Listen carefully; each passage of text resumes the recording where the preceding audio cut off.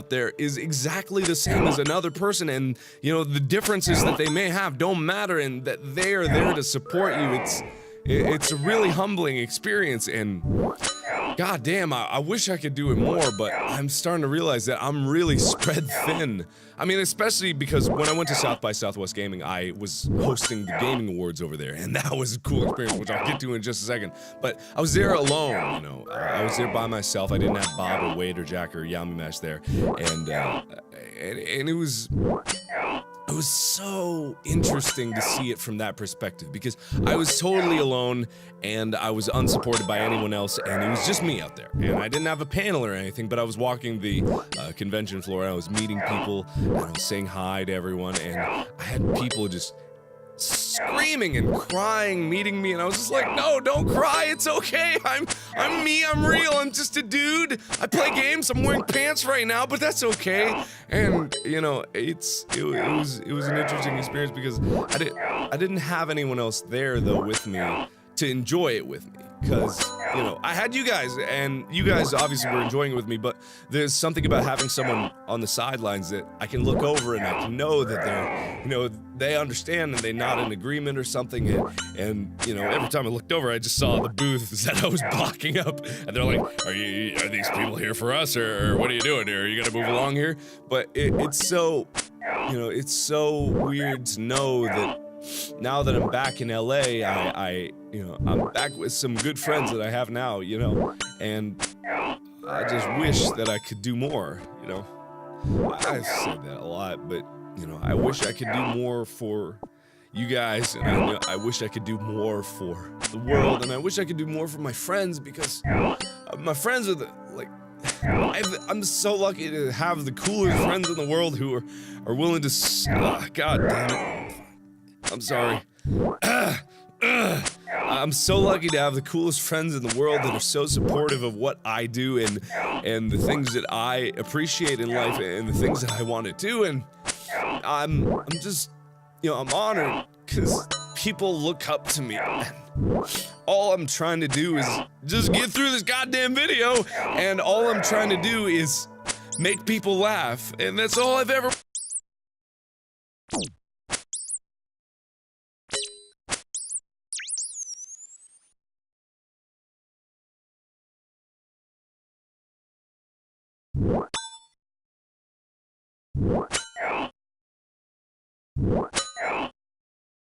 What is up, guys, and welcome, oh god, we're almost dying there, to another episode of Try Hard Tuesdays. Now today, we're going to be jumping in, playing as the Pyromaniac Pyro Man, going for that godlike kill streak, seeing what we can do, and starting off after a little bit late here in the round. I think they've already capped the first point, but that's okay, because Upward is already a pretty damn long map, so starting a little bit late here will just mean we get a nice short video, which I think most people want longer videos anyway, but whatever. Okay, either way, I'm making myself excused for starting the video late. Okay, so when I'm playing Pyro, my general strategy is to try and get behind the enemy. You want to go for flanks. You don't want to be up in their faces normally, because, I mean, that's one sure way to get shot, because Pyro is not the best at a lot of 1v1 situations, unless, of course, you're great at reflecting, and it so turns out that I am not great at reflecting. I'm great at pushing people off cliffs, though. I mean, that is one of my unique talents. Please, no random crits.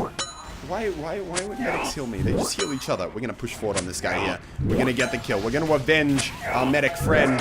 There we go. He's down. He's dead. Can we do more hammer time here? Apparently we can.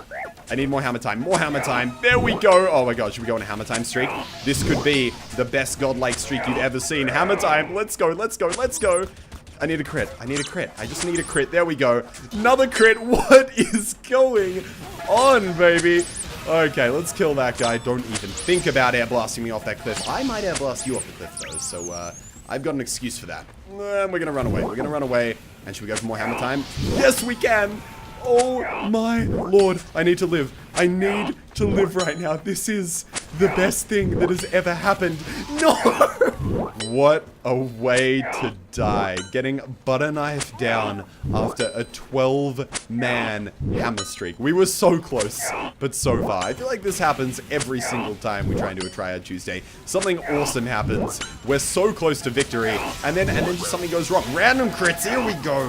This is Gaben saying sorry to me. He's giving me random crits to make up for getting me butter knifed by that guy. I need you to go off the cliff. I need you to. Thank you. Thank you. No. I put ideas in their heads. He lived. How did this happen? How could this possibly happen? You just please. Oh my god, the Dead Ringer spies are so tanky. It's ridiculous. Oh, I just wanted to finish him off. Whoa, get back. I'll save you. I'll save you, medic. There we go. Okay, we should grab some ammo right now. We've got 18 ammo left in the gun. That is not nearly enough. Okay, there we go. Thank you for the heals, medic. It's always nice having a medic around. He's trying to shoot. No, he was trying to shoot me with a rocket jumper. Don't air blast me off the cliff. I had to appreciate that moment. I thought I saw that guy before, and I thought I was hallucinating, but no, I can now actually confirm there is, in fact, a guy who is trying to shoot people with the rocket jumper. I'd heard stories, I'd heard myths of their existence, but I'd never actually seen them in the flesh before, but now we know that they're true. This is him. How do I even react? How do I respond to something like that? Like, what do you even do? Okay, let's push forward here and let's kill a couple of people. That's the only way I can think of. Don't, please. I've already fallen off the cliff so many times. I can't let it happen again. Please, not the mini sentry. Not the mini sentry. Anything but the mini sentry. Ooh, jumping over that rocket there. This game is already turning out to be very, very special. I would say that's the best way to describe it. A very, very special game. There we go.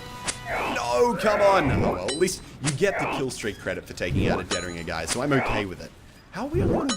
No, okay, we're still on a one-person kill streak. I don't understand how this game works anymore, apparently. I swear I pushed like 3 people off the cliff this life. 10 seconds left, and it looks like they're gonna lose anyway. So who cares? We're gonna do the attack round. Okay, let's jump into offense here. That last round had a lot of victory in it. I mean, that hammer streak was pretty damn awesome, but it also had quite a bit of fail. I mean, if I get air blasted off a cliff one more time, I'm probably gonna cry. Okay, let's run down here, pick up the health, and see. Do you reckon these guys will chase me? Do you reckon we can air blast them off the cliff in 3, 2, 1, nope, apparently they're not going to chase me. They are a bit smarter than I thought they were. But either way, let's keep on pushing back behind here and see what kind of enemies we can find. Because I love flanking people as the pirate. You got to get to places where they won't expect, just like that. And then you get lots of free kills. I'm going to flay ya. I'm going to flay ya. I'm going to flay ya. Ooh, baby, through the stairs. That was pretty sexy looking. There's engineers everywhere walking out of spawn, giving me free kills. Oh, look, 7 clearing degreaser. That's kind of cool.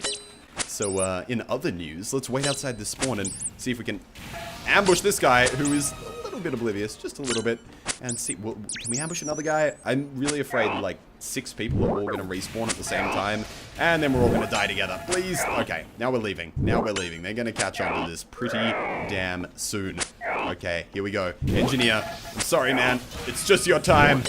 When you're playing Pyro, the #1 thing you just want to do is try and flank behind the enemy. Always try and get behind. That's the goal. That's the name of the game. Because if you're coming from places where the enemy never expects, it gives you a pretty massive advantage. Who's going to win the WM1 war between the Phlogistonator and the Degreaser? Okay, I've got no idea where that guy went. Spicicle Spy. What a wuss. What a baby. Okay, we got to see if we can sneak behind the enemy here before they get this sentry set up. We're just gonna crouch over here, no one's gonna see me, and we'll keep on moving. Can we take out that sentry gun? Okay, someone else got it. Someone else took it down. Let's sneak up on this guy. It's just your time. Oh, I didn't even get the kill credit. I feel ripped off. Okay, we're gonna grab this health and then get behind the enemy. Oh, that's a sniper. I really don't want to hang out with the sniper right now. They're really good at body shotting you and ruining almost godlike kill streak. That's what we've found in every single other episode of this that we have ever done. Okay, getting more HP. If you're ever against a sniper, stay above 150. It's just a good rule of thumb. Okay, there we go. We got it. What are we on? We're on a 10 kill streak, guys. We are halfway there, and this video has barely started. This is a pretty good sign. This is a pretty good sign. If I can pick up that health. Okay. Here we go. You're a sniper. Get out of here. We're not even rolling that much. No one's even pushing the cart. Oh, God. I got really worried there. If that was a back burner. Oh, God, no. That's a sentry. Oh, my God. Oh, 10 HP. Can we get out of this, please? Please. Oh, my God. That was a crazy getaway. I thought we were dead to rights there. Okay. Now I need just a... Whoa. There's a spy around here. There he is. You know when you just you feel yourself kind of brush up against something just for a second? Oh, lucky we didn't commit around that corner. I probably would have cried if we died right there. Okay, sentry down. How was that? Oh! Did you see those tickies? That could have gone so badly, so quickly. Okay, what are we on? Are you a spy? Please don't tell me you're a spy. I just want to... What are we on? A 13 kill streak. 7 more kills, guys. We just got to get past the insane number of sentries they put down here. And then I think we're going to be okay. Is it... Oh, no, we're not. We're not going to be okay. We're not going to be okay. We're going to... Actually, I was going to heal you, but apparently not. Why won't you give me the extinguish points, man? Okay, I'm going to beat you to that health. This sniper, like, nah. I got this weapon. You can't beat me to this health. Okay, there we go. What are we doing? Pushing in, seeing if we can not go around that corner. Critting that guy. Oh, no. Why does everyone want me dead? I just want to make friends. This entire loadout is actually really fun to play. I mean, I don't know how long you guys have been playing TF2, but back before they nerfed the extinguisher, which wasn't that long ago, this was literally the only loadout you'd see. Minus this, you'd swap this weapon out for the extinguisher, and it just made the pyro... We got extinguish points! It made the pyro into this just monster, this absolute terror. I mean, you'd see a pyro and you basically run for your life because you shoot a rocket at them, they reflect it. If you're a scout and you try and get close to them, they light you on fire and kill you with a flare. If you're a heavy, if one of those things sneaks up on you, they can kill you with 2 hits from the extinguisher. 2 hits! That's nothing.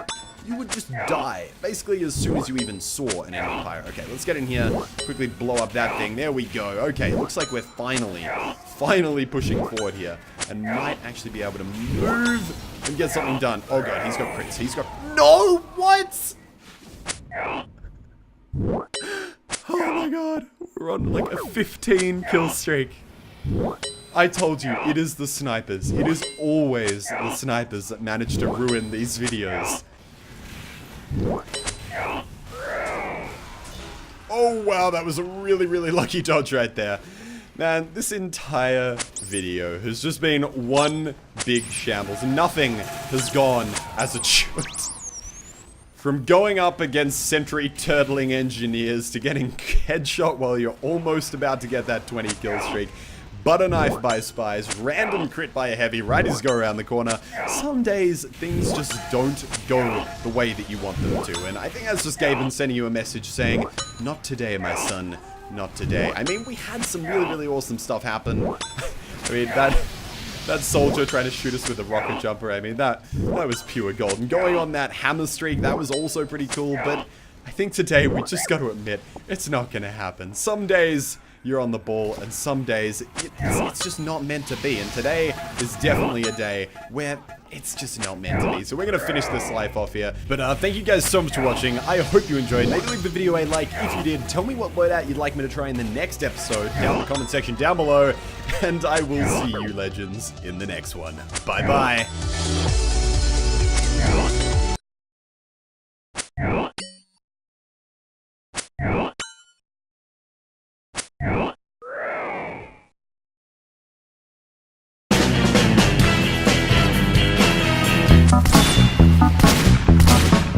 Go to hell and take your cheap. Well, this was a disappointment.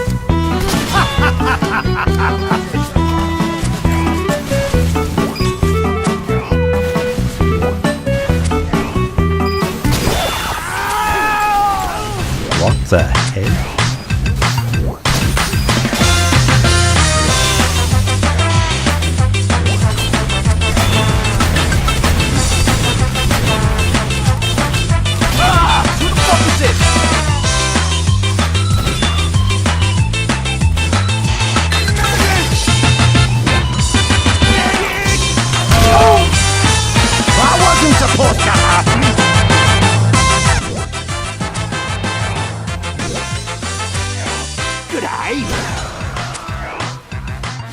standing around like a bloody idiot.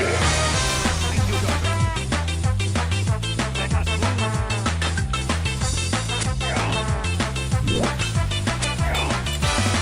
Gentlemen, I'm back.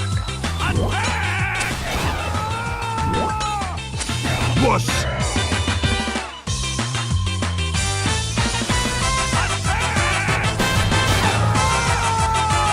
I hate you! Bon voyage, crouton!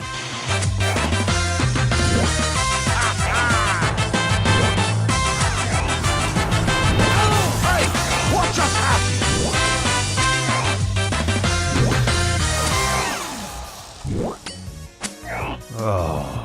Mon Dieu. You're a back-poking snake, and by God, you'll die like one! Stupid, bloody spies! Tell no one of this.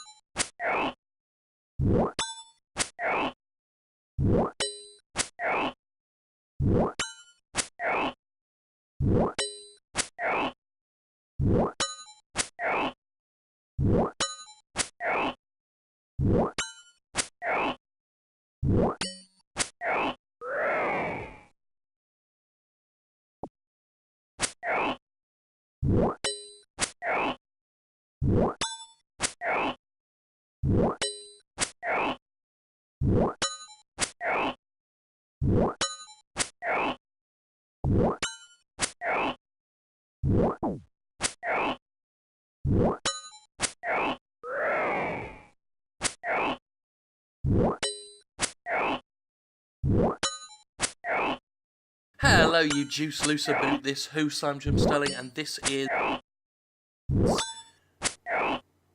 Shit, what was that? Something about a fly. It's some game about a fly. I don't want to look like it's some.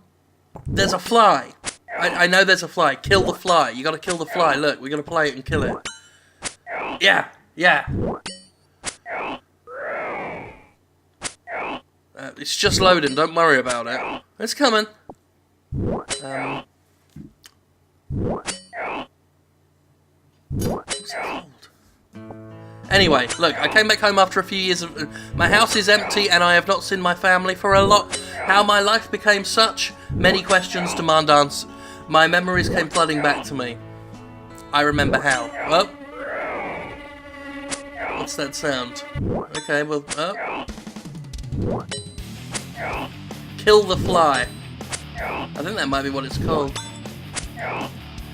What the hell am I doing?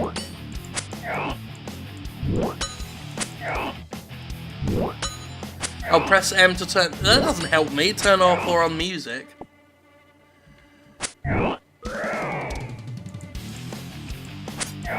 What are the fucking controls? What? What did I do?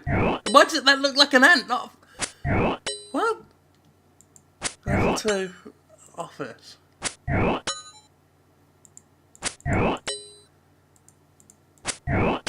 Progress. Okay. So, I didn't do it well enough to win the level, I guess.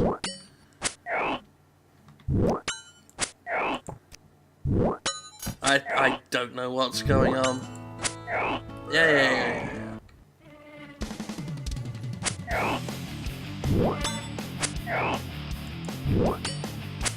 I mean, apparently just walking near the fucking thing will kill it.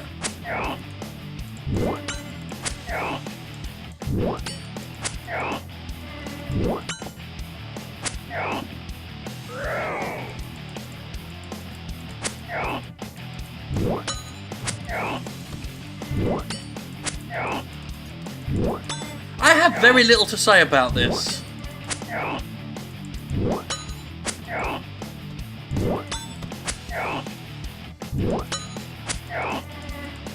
Alright, well, are there fucking controls?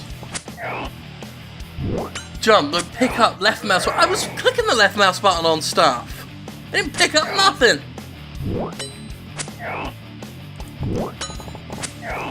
I'll try it again. Right, you, chair. Oh, it's working now. Ashtray. Alright, fine. Table. I don't give a fuck. Alright, now we're doing things.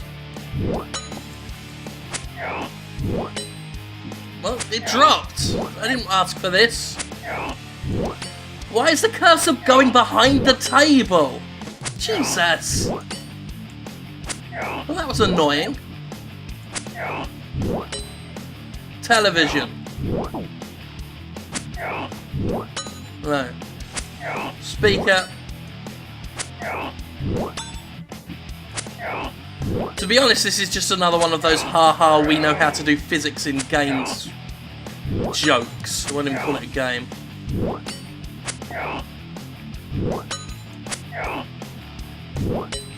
I really want the ashtray, but it just seems stuck. Well, that ain't working. Give me that cactus. Right, there. Well, that didn't go well. Let's try it again. At least now we know exactly how we're doing it, even though I swear to God I was using the left mouse button. Then again, it's really finicky, so it might have just looked like... I'm not even pressing F to throw there! It just does it sometimes.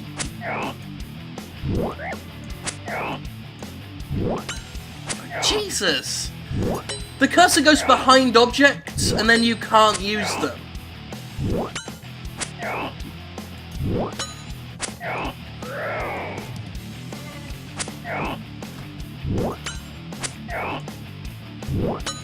Again, if you swing too far, they just fling out of your hand. This is rubbish. This is rubbish. Fucking dropping everything. Just stay holding on to it.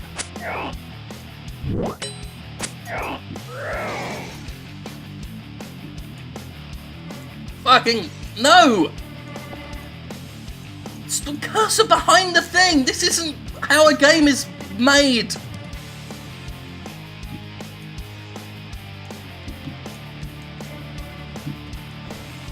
Fucking prick. Prick.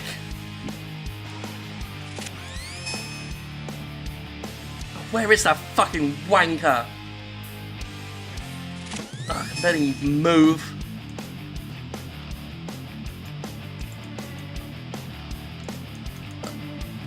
Oh, fucking hell.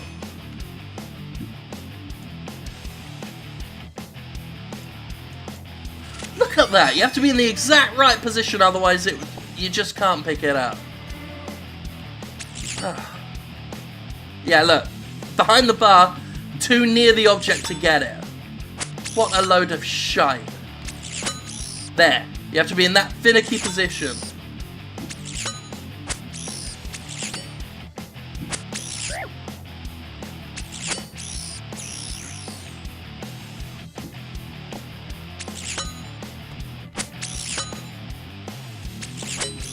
For those worried, there's going to be a new Indigo Prophecy video going up at some point today.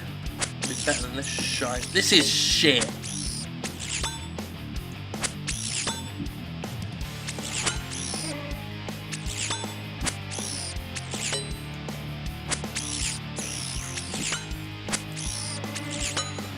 Like, I can't even describe to you how awful it feels to play. Between the finickiness of trying to pick anything up, the fact that if you try and swing to aim, it could just fly out of your hand regardless of if you press the throw button. Getting stuck on things.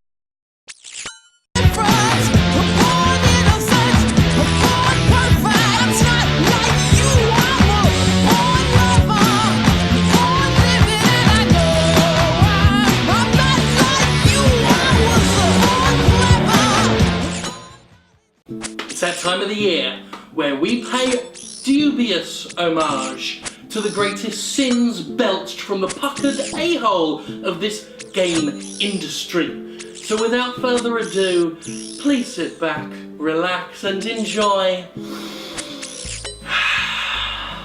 the shittiest games of 2014. Take it away. Assassin's Creed Unity! Shittiness is contextual. Assassin's Creed Unity may not be among the most objectively shitty games released this year, but when you have a game developed by hundreds of people with the backing of one of the biggest publishers in the world with an obscene amount of money being used to create it, and the gall to charge for microtransactions, demand proprietary software integration, and trip all over itself to produce downloadable content, it's better fucking work. Unity represents the shitty attitude of so-called AAA games in 2014. This release it now, patch it later, launch day embarrassment shittiness that we're supposed to accept as normal. Unity, with all its hype and budget, released so buggily that I've never had a single session without a glitch of some kind. From awful animation problems to game-breaking crashes and characters falling through the world map like this was some crummy 2-bit early access game. It was so buggy you could be forgiven for thinking that Unity was referring to the engine it was built with. It's a big fuck you to paying customers who, for $60, should at least expect a working game, not a broken hot mess that subsequently pesters you into paying even more money for some bullshit premium flavoured currency. Unearthed the trail of Ibn Butatu Batata.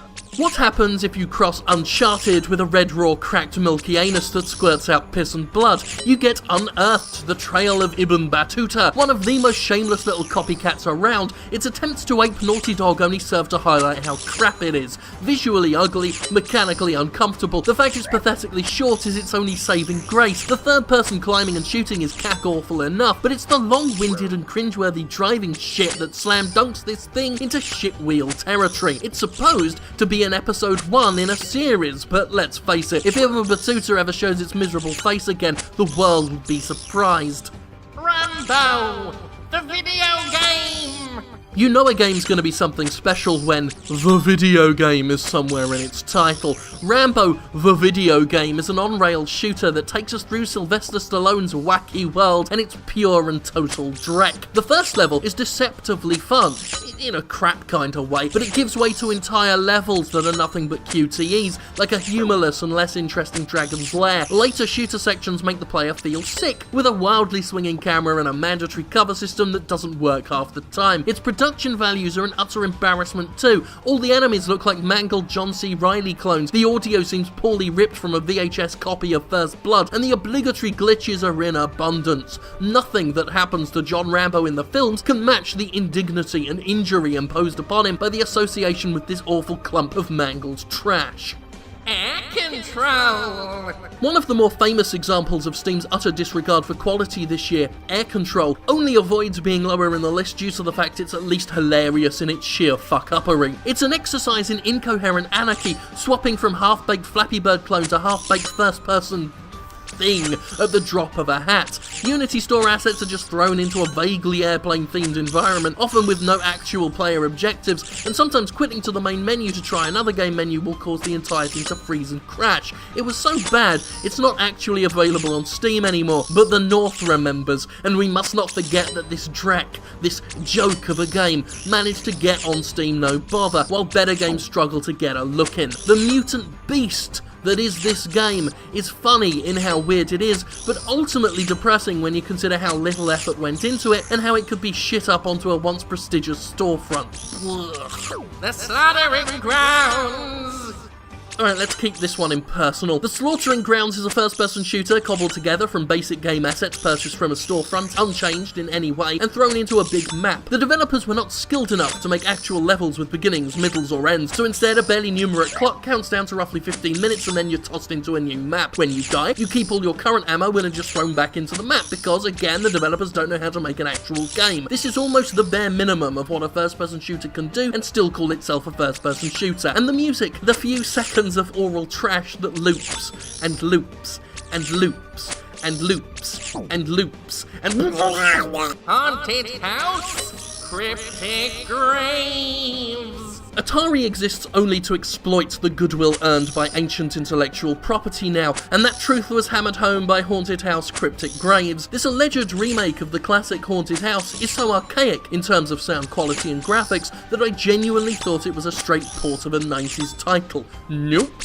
This game was made by the cowboys who stitched together Anna, and it's so broken I literally gave up after 100 minutes. I kept having to close the game down and restart it to get doors to open. Yes, doors remained shut and locked until I rebooted the entire fucking thing, and eventually I got to a point where not even that worked and I was completely stuck. It's an awful Amnesia wannabe that looks ugly as sin, plays like crap, has laughable attempted jump scares and no sense of pacing, direction, or common cocking decency. There's also a save point that crashes the game if you ever load from it, because that's good. This game is pathetic. Completely, utterly pathetic. The forgotten ones.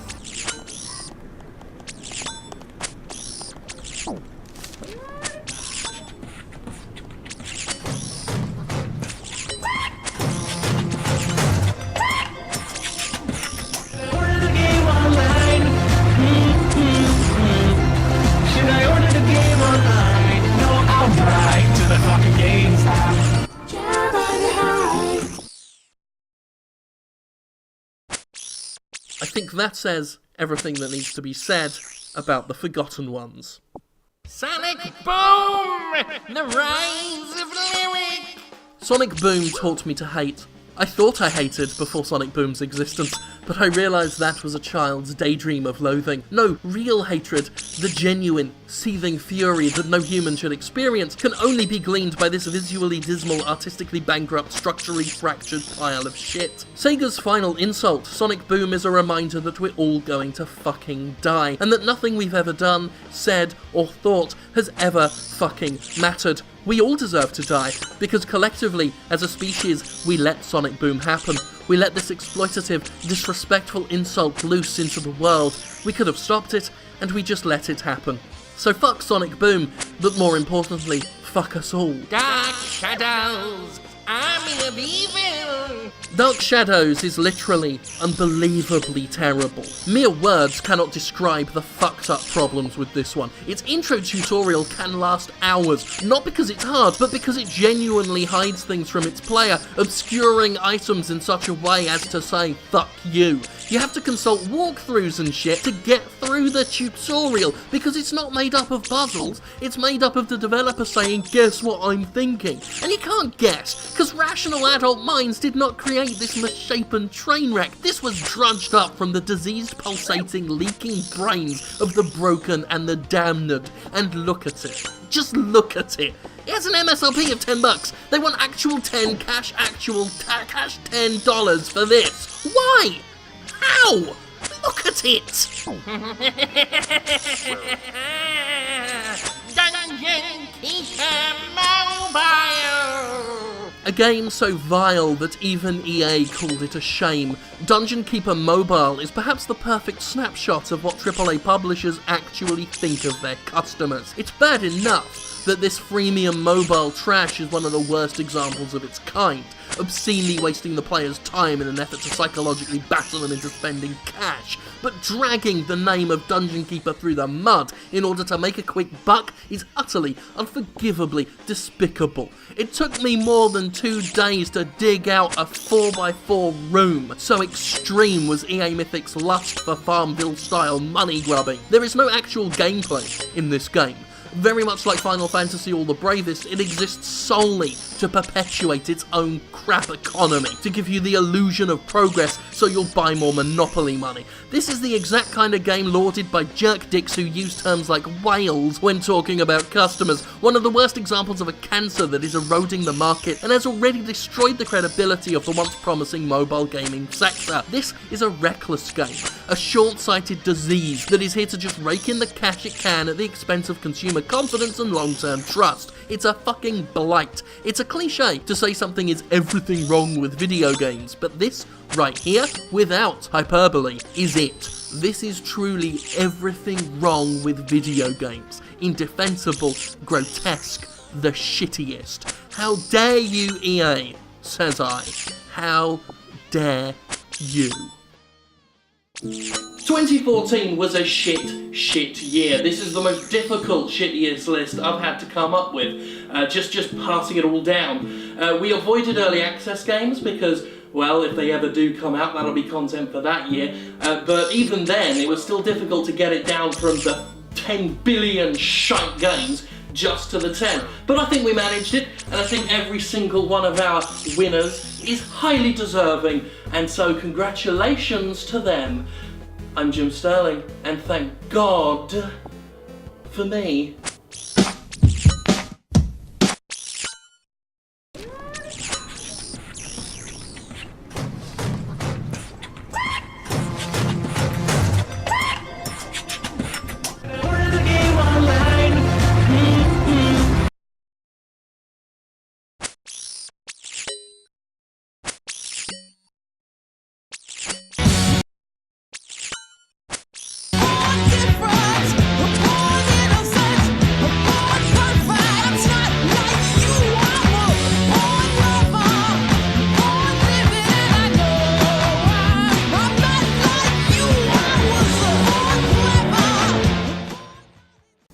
Oh, hello, I didn't see you there. I'm Jim Sterling, and I'm going to kick off the show with a little bit of self-promotion, because I don't do it very often.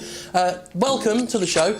We do this every Monday. This is the Jimquisition, the first episode of 2015. It's an alright episode. And if you love it and want to see more of me, I do other shit on this channel, youtube.com/Jim Sterling. So you can look at all the stuff there. Or you can go to thejimquisition.com to look at reviews, what I do. I do video game reviews, they're good, and some other editorial stuff. And I also do a podcast called The Podquisition. You can search for it on iTunes, look for Jimquisition, or go to soundcloud.com/Jimquisition. I host that with Gavin Dunn, aka Miracle of Sound, and Laura Kate, aka a woman with a mouth so foul even I go steady on. So that's all good, and all of that is kept alive and going by a Patreon, what I've got set up, patreon.com/Jimquisition. And you can look at that and maybe kick some bucks that way if you want, or not. It's okay. Your choice, you're America. But 2015 is my year, so enjoy. It's 2015! Hooray! We celebrate the arbitrarily designated passing of the year as if it has actually changed anything and that suddenly everybody stopped being horrible dickheads to each other and nobody gets sad ever. But more importantly, it means very little is actually happening at the moment as we step out from the holiday season into our brave new world. You know what that means? It's time for another bloody list of video games to tide us over content-wise. And with that in mind, we're now going to talk about the games in 2015 that I'm looking forward to, and now you can look forward to them, because I'm always right. Let's start with an obvious one to get it out of the way, Bloodborne. It's another bleak and intimidating action RPG by From Software, this time with a gorgeously grim Victorian period aesthetic. It features similar risk and reward gameplay to Dark Souls, but combat is faster paced and more about pressing the attack than the more defensive, methodical approach found in the Souls series. The whole thing looks bloody gorgeous, From's typical, ornate but in a perfectly dismal way character design marrying well to the historical environment, with battles indeed looking faster and more frantic, with a ton of weapons to choose from, including a set of guns that seem to be quite believably included in one's arsenal. I'm very bloody into it, and if you want to feel like a Van Helsing type in a world that will likely kick the shit out of you and make you love it, Bloodborne seems set to make all your masochistic dreams come true.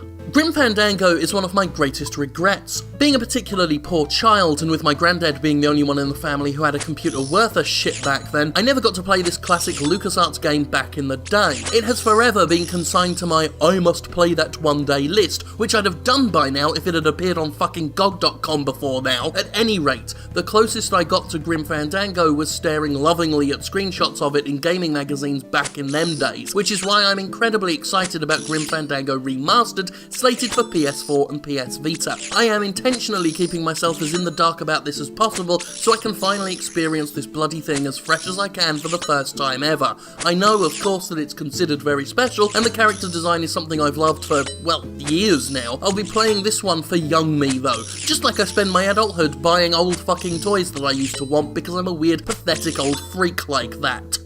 Fun times. As a D&D player with a sometimes sadistic DM, Darkest Dungeons looks like my perfect RPG, a role-playing game with an utterly beautiful art style. What separates this kickstarted PC and PS4 game from the pack is its focus on psychological consequences. As one's party delves deeper and deeper into monster-infested tunnels, they struggle to clutch onto their sanity. It's a rather macabre analysis on exactly what kind of mental health toll adventuring might actually have on human beings, because let's face it, carving through skeletons, zombies, and aberrant monstrosities in the dark is probably gonna fuck anybody up no matter how tough they are. The affliction system bestows all sorts of morale-affecting challenges on the party as characters become paranoid, irrational, and potentially dangerous to allies. Stress, disease, hunger, they all conspire to bring the heroes down, and when you toss in permadeath, procedural generation, and all that other addictive shit, you've got a game that threatens to rob me of my life the same way Spelunky and Binding of Isaac have. This may be the one I'm most excited for in 2015, speaking as a guy whose first D&D character lost a hand and a foot and refused a resurrection spell because he was just fucking dumb. Kirby and the Rainbow Curse is Kirby. That's enough said, because it's bloody Kirby.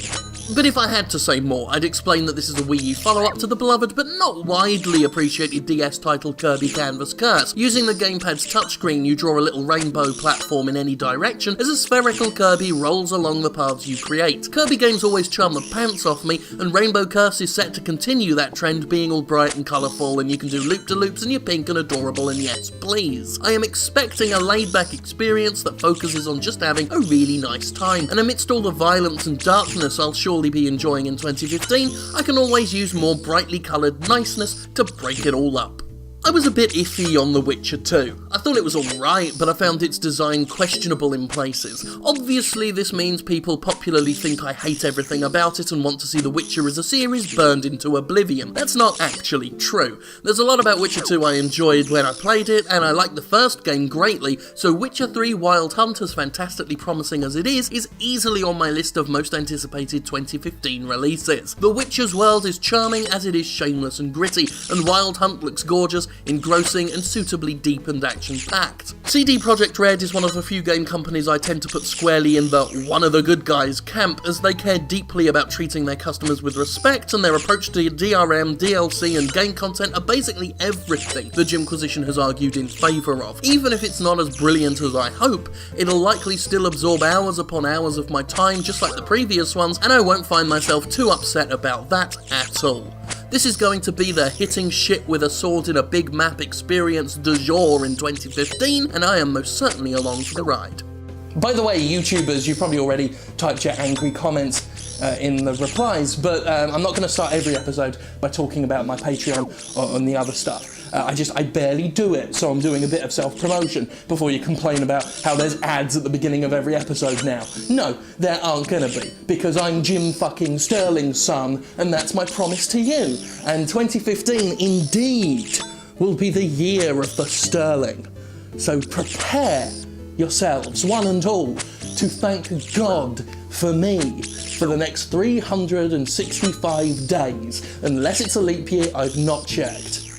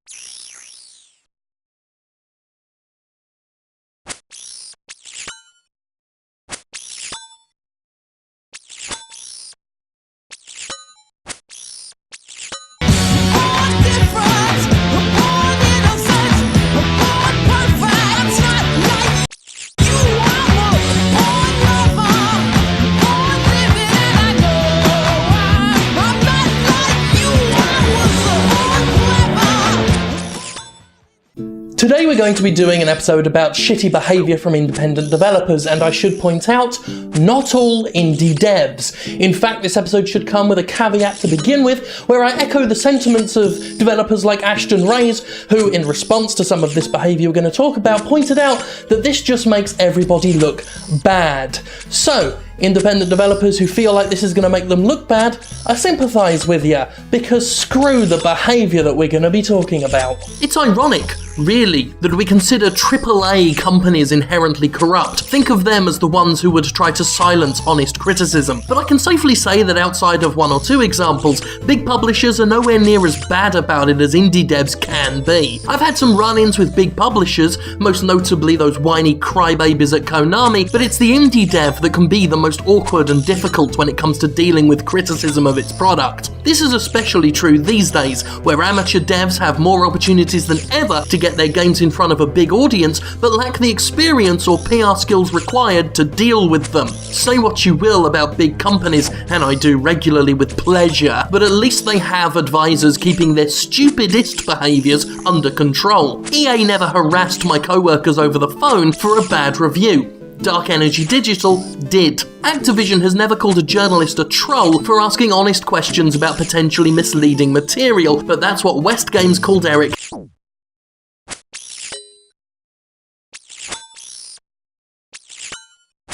Kane at Forbes. And while big publishers have fucked with Let's Players over uploading game footage for silly reasons, I've never seen them do it as an attempt to censor criticism. I'm going through some bullshit currently with Cobra Studio, a Russian dev responsible for derivative Android game Island Light. I do a series on my small but swiftly growing YouTube channel called Best of Steam Greenlight Trailers, where I riff on trailers, you know, those things devs make and give to press for sharing purposes that are funny in some unintended way. It's not flattering, but I do it to critique bad trailers and point out how a bad ad can make a game look awful. Anyway, I did one for Island Light and was issued with a copyright takedown notice for it. This is different, by the way, from a content ID match, which is largely automated and simply removes monetization from a video. An actual takedown, a strike, removes the video entirely and puts the YouTube channel's account in bad standing, risking the entire channel's closure and forcing the person struck to waste their time dealing with litigation. This is all done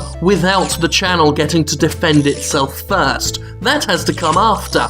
Basically, some devs see this as a quick and dirty way to remove reviews they don't like, and the funny thing is, they don't seem to understand that it doesn't fucking work. Total Biscuit can tell you all about that. Last year he was issued a takedown notice for his review of Day 1 Gary's Incident. He tore the game to shreds, quite rightly, for being shit, and while Game Studio responded by running to teacher with tears in its eyes, reporting the reviewer's stolen content to YouTube. TB, being influential as fuck, quickly shared the news with his fans, and the incident became reported on news sites and the dev was humiliated. The Streisand effect, which posits that attempts to bury bad publicity only amplifies it, was in full force. Many hadn't heard about Gary's Incident before then, but now they knew it as a laughing stock. While it may feel cathartic to have a video torn down from the public eye because it made fun of your shitty game,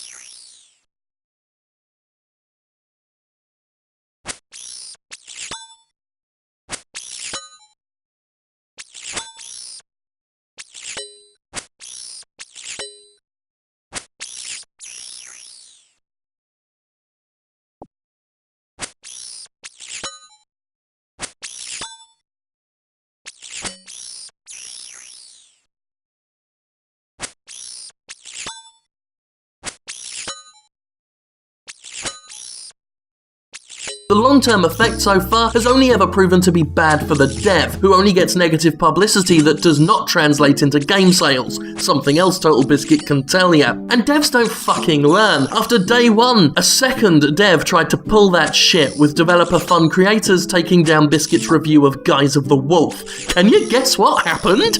The same fucking thing. Guise of the Wolf is now synonymous with the petulance of its developer. Other Let's Players and reviewers played it and mocked the shit out of it, and above all, Total Biscuit got his review back. He got his review of Gary's incident back, and even better, he got a fuck ton of free exposure out of the deal while the developers who tried to silence him walked away with nothing. No prize for them, save embarrassment and scorn. Thanks for playing, better luck next time. And this latest incident, the one I'm in, is going the same way. Cobra's behaviour is doing the rounds on Reddit. Guys like Nerdcubed and Total Biscuit have shared the incident with their fans. Thanks guys. And the studio got exposed for its own ironic copyright infringement, with Steam users exposing how Island Light's logo was taken from some existing art found as the first result on Google image search. The first result? How lazy can you get? Its Greenlight page is flooded with negative comments, which Cobra is currently trying to censor, but people are screenshotting evidence of that because, again, let's say it loud and clear, censoring criticism does not fucking work. You can delete the comments as much as you want, but it's too fucking late. Maybe you thought, because my YouTube channel is relatively new and still rather small, you'd get away with it where those who tackled the Titan of TB failed. Unfortunately, it would appear you may not have realised who you fucked with, and you may have underestimated the gaming community's distaste for censorship. Oh dear, Cobra, you done fucked up. And I'm going to crush you. I can understand why indie devs can be so protective. Smaller games are made on a more intimate scale and will intrinsically be more personal to the creator. Even some of the truly shit ones have had blood and sweat and tears poured into them, and I get why it would hurt to have someone call it shit. But if it's shit, it's fucking shit. And you gotta deal with it. Censoring criticism, running to mommy and yelling no fair, not only makes you a corrupting individual, perhaps worse than any EA or Activision, it exposes you for a fool with an aptitude for career suicide, and serves to only benefit the critic, who you bet will milk what you did for all it's worth, see this episode, and ensure you'll be known only for your bratty behaviour and awful, awful lack of game-making talent. Ultimately, we who value free criticism will win. You, who would hide as cowards behind YouTube's exploitable and poorly managed litigation system, will lose. You will lose every fucking time, one way or another. It is a fallacy to believe that all publicity is good publicity. Where are Wild Game Studios now? Huh? Where are Fun Creators now? Nowhere. You do not become famous by starting shit with a media personality. You do not make your name by trying to censor a critic. All you guarantee at the very best is that you will be a small cautionary tale in the novel of somebody else's sterling career. As for you, Cobra Studio, well, when people say the name Jim Sterling, they think of Jim Sterling. When people say the name of Cobra Studio, they think of Jim Sterling. Temporarily, before they turn away from you and cast their eyes up to the heavens, where they will stare gratefully into the cosmos, and they will all, in unison, in grateful unison, they will all thank God for me. Not you, you pricks.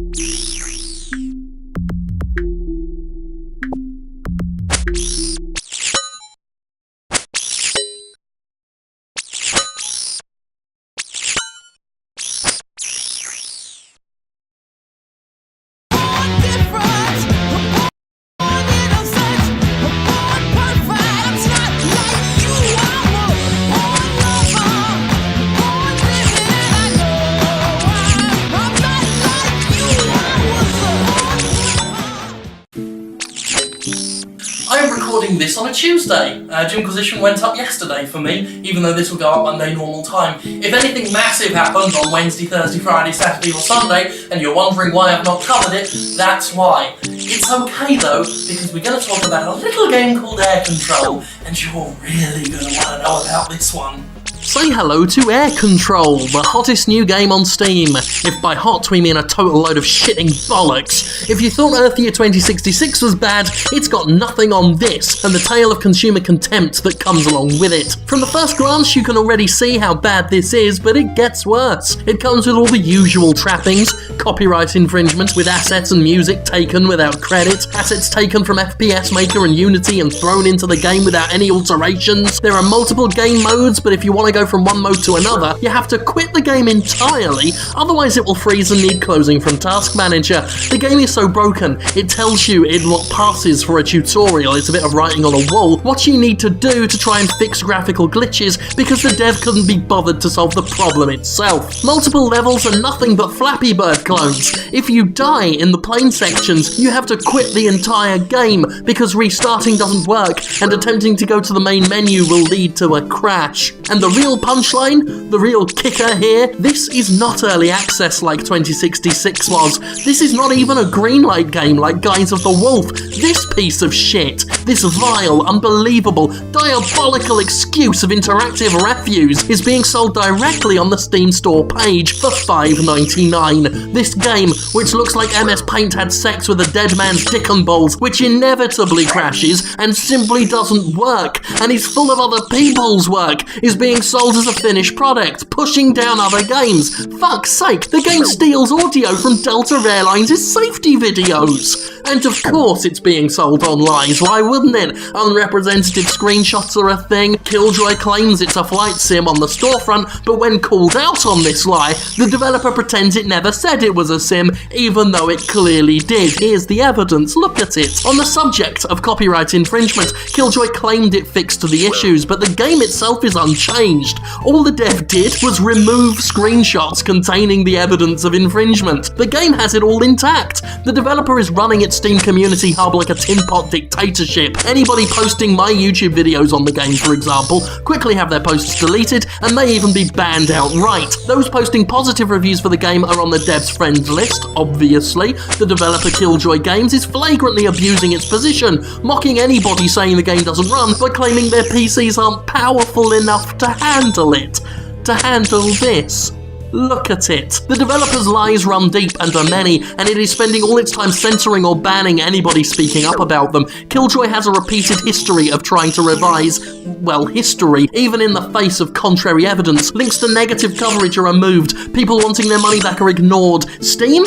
Well, it's done nothing for the week since it's been up. This is almost a repeat of how Muxwell handled Year 2066, but with an inexplicably even worse game. While there's a lot more lying and open contempt on the part of Killjoy, I fully admit that if you've seen my video on 2066, a lot of this will sound familiar. However, I am now making a point to publicly shame these scummy assholes on an individual basis. When developers put out intellectual poison on Steam, then use the system's lax policing to try and make its own echo chamber while flipping customers off in the process, then I will fucking Muxwell them. Air Control is not just a bad game, it's as close as games get to a teddy bear full of glass shards, and Toys R Us wouldn't sell a teddy bear like that, much less let the manufacturer moderate its own fucking customer reviews. This is Air Control, as of the time of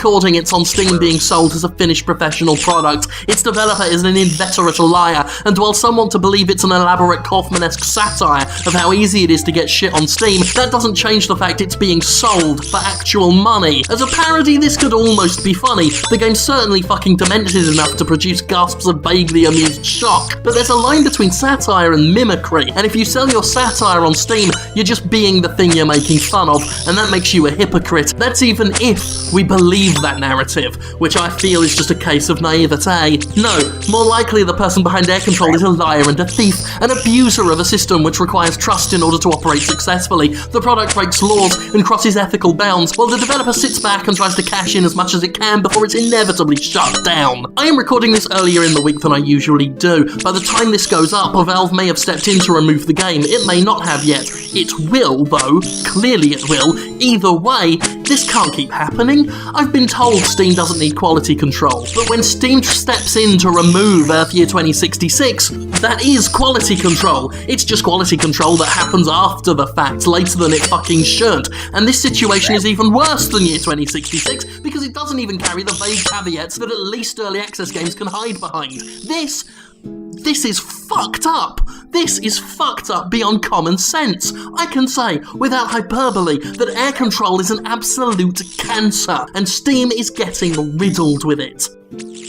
It doesn't matter if you're AAA, if you're indie, if you're big, small, if you've got a team of 600, or if you're a solo man job. If you put shit on the internet and you want to charge for it, you're officially making a product and you will be criticised as such. There will be no mercy, there will be no quarter, because I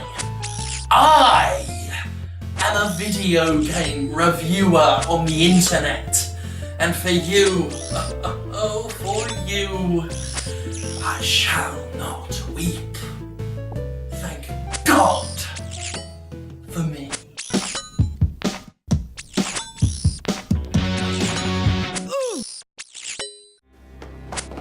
I beg you, leave me in peace. I can't, Joe. I've joined the order now. Show us your true self. Oh my God.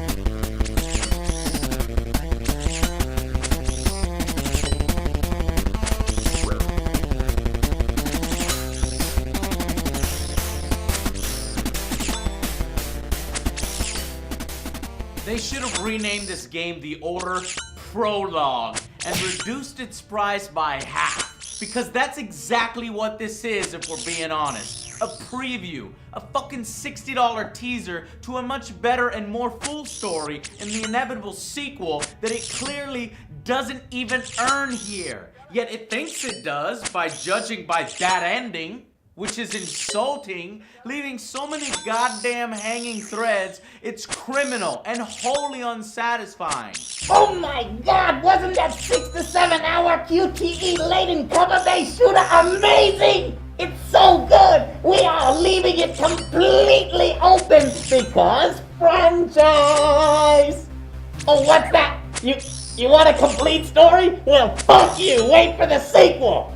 Yes, it's admittedly hands down the best looking console game to date, and really shows the future power of the PS4. Now I was getting a bit worried since most of the games really didn't look all that next gen, but this one definitely does, completely. It looks better than 90% of computer games that I've played. There is just so much attention to detail in everything. It's animations, I mean look at this shit. Look at this fucking lamp! Holy shit, look at that fucking lamp. Holy sh... Look at the fucking water on it, the fucking... Holy shit! That's a good fucking lamp! Look at the way this fabric buckles under the pressure of my boot! Whoa, oh my god. Holy. Oh, look, it's fucking deforming. Joe! Joe, come look at this! Holy shit. That is fucking cool. Look at this. Look at when he puts his boot on the fucking Zeppelin. Look at how cool my blind fire looks. Nice! Wipe every last rebel off this bridge! Shotgunner spotted! But that's about all it does really well. It's like a launch title that is nearly a year and a half late. A tech demo showing off the power of the PS4. Everything to your liking thus far? Quite. Just another ordinary London morning. Indeed. I cannot deny that the beauty and the seamless transitions do help immerse you in its unique setting. And it's actually a pretty cool one at that. It mixes up known mythology with some new ideas. King Arthur's Knights of the Round Table live for multiple generations and protect the people of London from horrific creatures of the night, you know, using their skills and their near invincibility as long as they keep their Blackwater close, a special healing liquid poured from the Holy Grail that gives everlasting life if used quickly enough. Are you alright?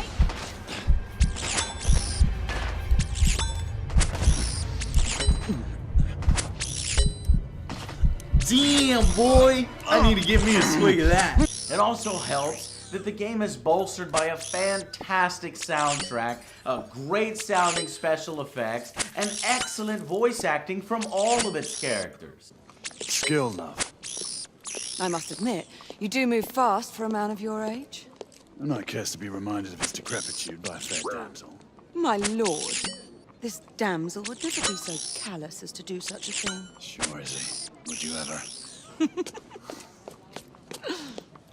But it serves to make it even more painful that it somehow manages to fuck all that up by focusing on the wrong elements of the world and stuffing the experience so full of QTE cutscenes, pointless walking and looking sections, and dull cover-based shooting from one gallery to the next. The opening section is one long, interactive, slowly paced cutscene. And then every time this game seems to get going afterwards, it is abruptly interrupted by yet another lengthy cutscene injected with pointless QTE bits to make sure you're still paying attention.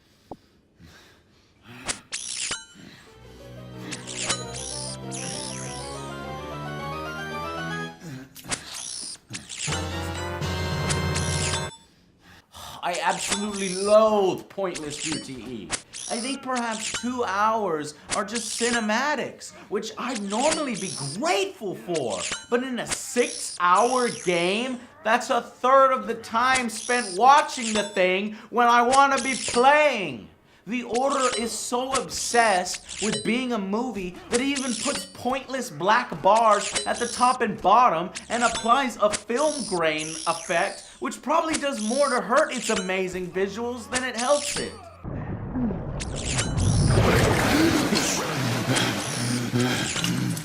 Wake up, friend.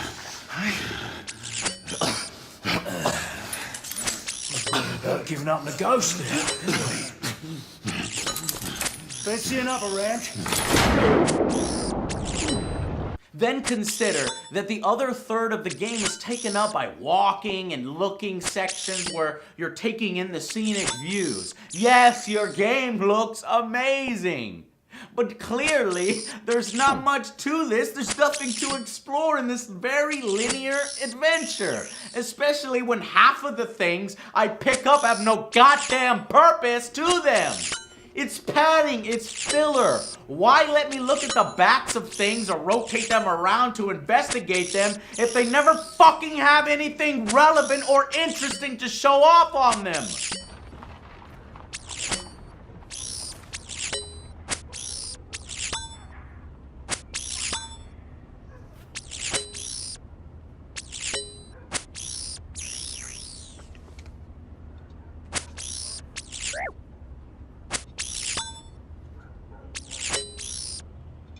It stinks of the devs smelling their own farts here at how awesome their graphics are and insisting to take 30 minutes out of the game just to stare at some old fogey's boring photos.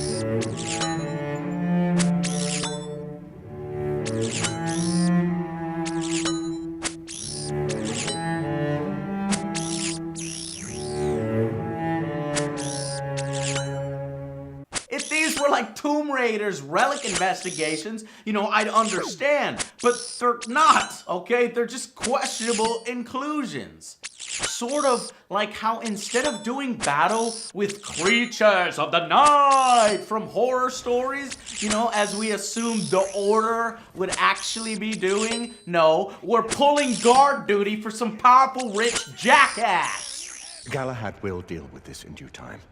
I have a more pressing matter to attend. As you wish. How many of us will make the journey to America? Lord Barrett, Lord Darwin, and myself. I've heard many great things about the Agamemnon, Lord Hastings. Oh, she is the finest the United India Company has ever built. I can promise you a pleasant and speedy journey across the Atlantic. Almost the entire time, you're fighting generic London rebels, okay? One enemy type, well, a few enemy types, instead of the vastly more interesting werewolves, or lycans as they call them, which you maybe only see 3 or 4 times throughout the entire game. A shame, since it's supposed to be these half-breeds that are the scary enemies.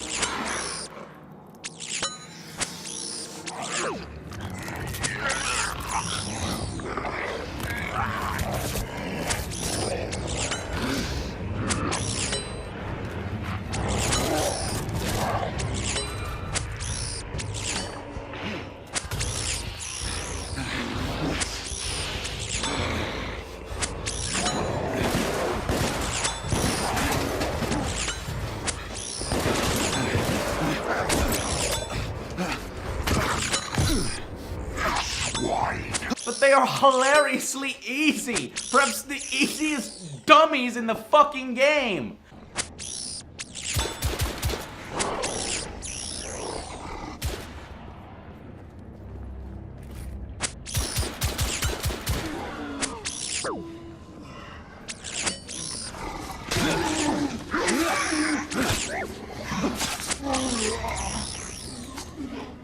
Press X when they charge, and then shoot when they retardedly walk back where they came from to just reset and do the same thing over and over again. Instead of ripping you to pieces from behind or above or below or a dark corner, hell, anywhere than the fucking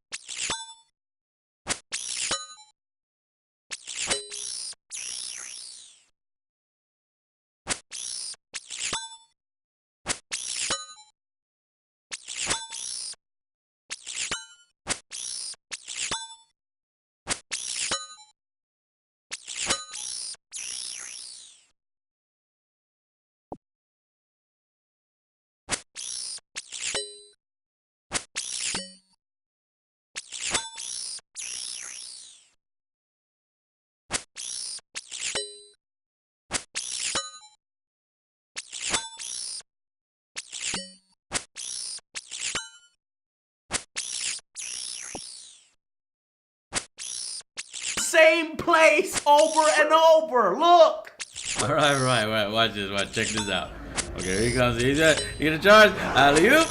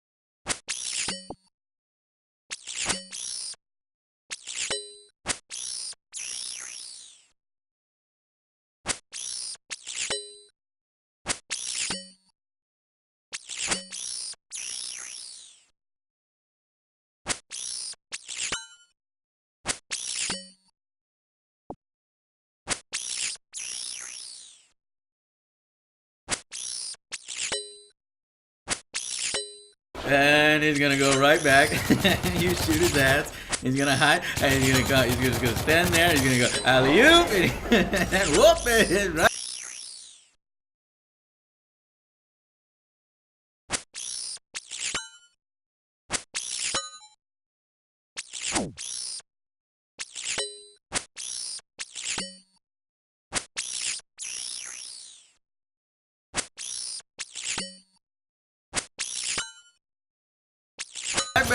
Right back to the same goddamn place, and here he comes. Oh, I don't know where he's coming. Oh, he got me that time. I just wanted to see what would happen, actually. There you go, right back to the same spot. Oh, there you are. Whoa, you're fucking dead.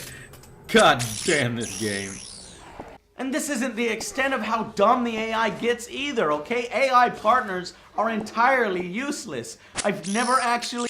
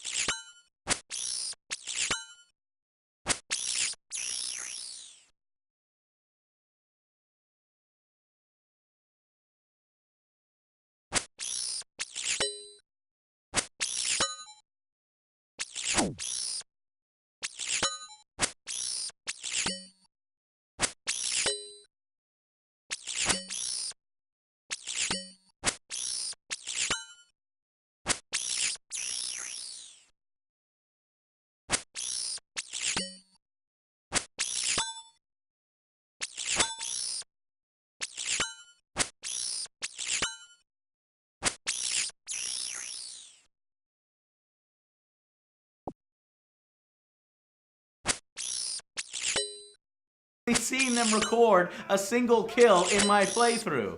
when I desperately needed them to land a fucking hit at point blank range. They couldn't even do that while I'm being cornered by numerous waves of dudes. Oh my god, these fucking shotgunners. What are you doing, lady? I mean, fucking help me. God damn it. Get this fucking dude off me. I gotta do everything with this fucking bitch. Oh my god. Shoot him, he's right in front of you. God, fine, I'll fucking kill him. For the love of God, I'm reloading. You're not doing jack shit, are you? You're just gonna fucking let me die here. Okay, I'll fucking do everything. And fuck! What is it? Come on, shoot him! Shoot him! Shoot him! Shoot! Yeah, oh, yeah, you couldn't hit him either, you dumb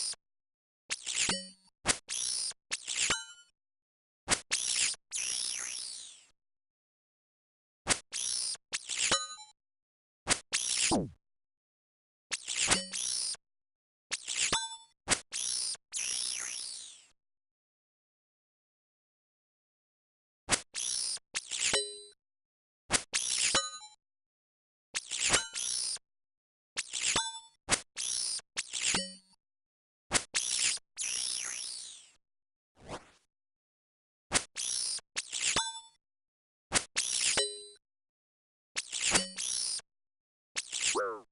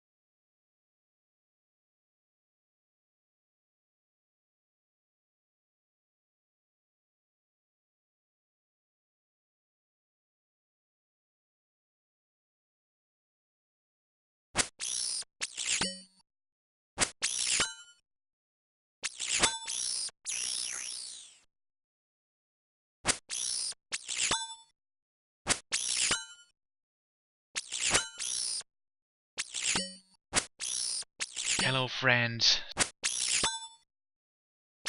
subscribers and other more or less curious hypers.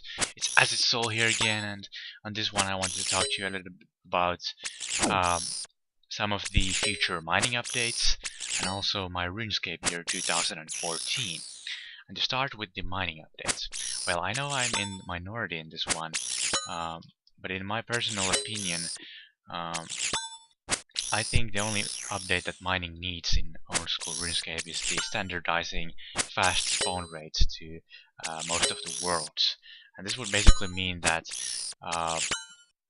every world would have the spawn rate of a 2k population world. And this wouldn't necessarily make mining faster as a skill, but more fair. It would create a competitive scenario where everybody has the same chance to aim for the max XP rates without having the fear of getting crashed, and it basically would make mining less player dependent, which itself is, I think, worth aiming for in the RuneScape update. But yeah, standardizing the spawn rates. But they've also been thinking to add things like Epic and maybe even Varrock armor, which would obviously make mining faster, and this I do not want. I think I've earned the right to be conservative on this by now, because I'm rank 1 miner. I've been putting so much hours for mining already, and making it faster would basically devaluate quite a bit of my work.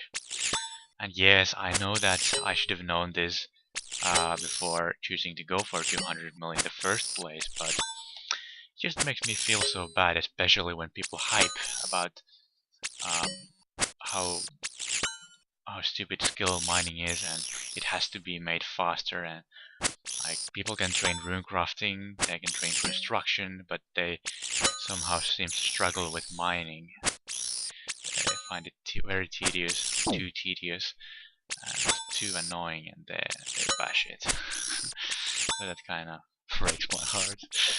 But yeah, a wise man can adapt to even the most difficult scenarios. I guess I have to just deal with this, and I think the only reason that would justify making mining faster would be that if you compare mining to other skills in the game, mining has a high APM, actions per minute, it's click intensive, and to compare this need to click, it would be only fair to increase the XP rates a bit. So I guess when it's bold, it will pass, and I just have to deal with it. And the Varrock armor, well, it's not confirmed yet, but I think it might pass too. And yeah, about the D-pick, well, it would. I've been talking about this with some pre-EOC miners, and the estimation is that D-pick would increase the max XP per hour with that mining level.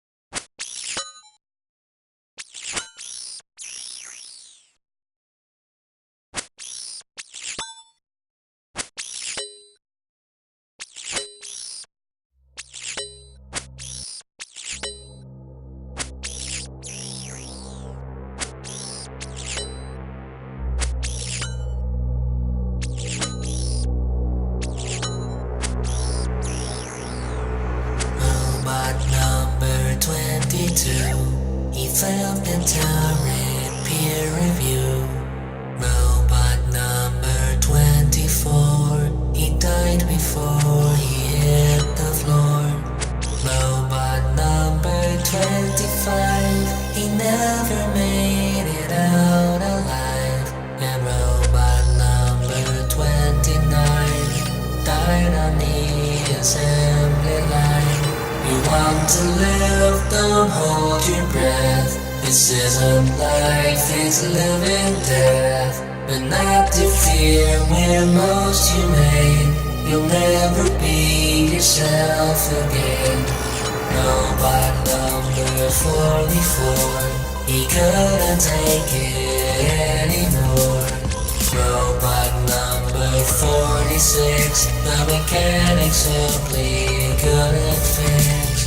Robot number 48, he perished from a gruesome fate. And robot number 49 simply ran right out of time. You want to live, don't hold your breath. This isn't life, it's living death. But not to fear, we're most humane. You'll never be yourself again. Robot number 62, all he ever saw was blue. Robot number 63 had an invalid serial key. Robot number 65, he shot for a corrupted drug. And robot number 67 found his way into a drug heaven. You want to live, don't hold your breath. This isn't life, it's living death. But not to fear, we're most humane. You'll never be yourself again. These defective droids, all they know is how it feels to be alone. Beyond repair, they sit and rust, broken down, collecting dust. They never had the chance to prove what it is they were built to do. Doomed to fail, the final nail in the coffin of eternal care. You want to live, don't hold your breath. This is a life, it's living there. But not to fear, we're most humane. You'll never be yourself again. You'll never be yourself again. You'll never be yourself again.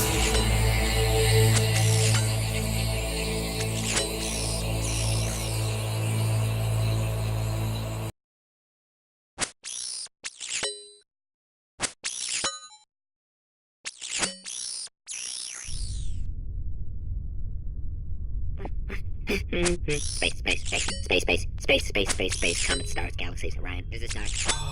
It's been 2 years now. I think we've established that there are stars in space. Space. Hey. Look, astronauts. Astronauts? Yes, spacesuit. Brilliant. Now you're even more defective. Wow, oh my god. Can I? Yes! Well, the old transceiver still works. Houston, I can confirm there's some sort of satellite up here. Wait, disregard my previous statement. There are 2 satellites up here. Possible Russian origin? Hard to say from here. Permission to approach the UFOs, Houston? Who's he calling a UFO? Uh-oh, here he comes. Act natural. Space. Perfect.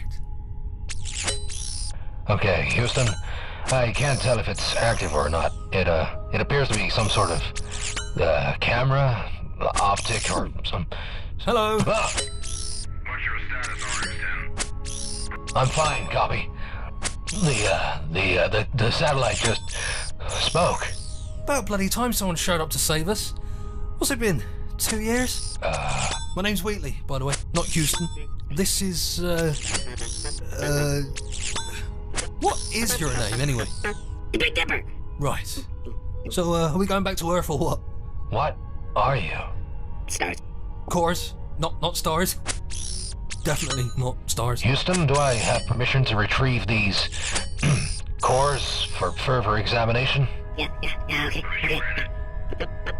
Alright, come on. You seem harmless enough. Hi. Where are we going? Hi. Baggage retrieved, Houston.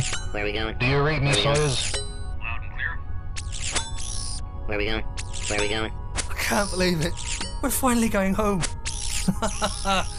Oh, I cannot wait to see the look on her face. You're not coming back, she said. Wrong. Earth. You know, in a funny way, I think I'm actually going to miss this place. Not really. See you later, mate. Bon voyage. Bit of French there. Thanks.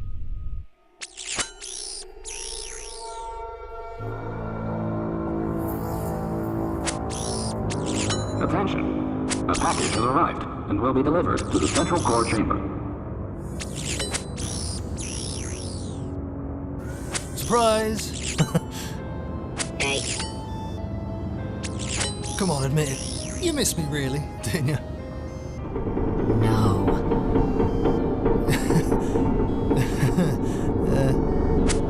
Uh-oh.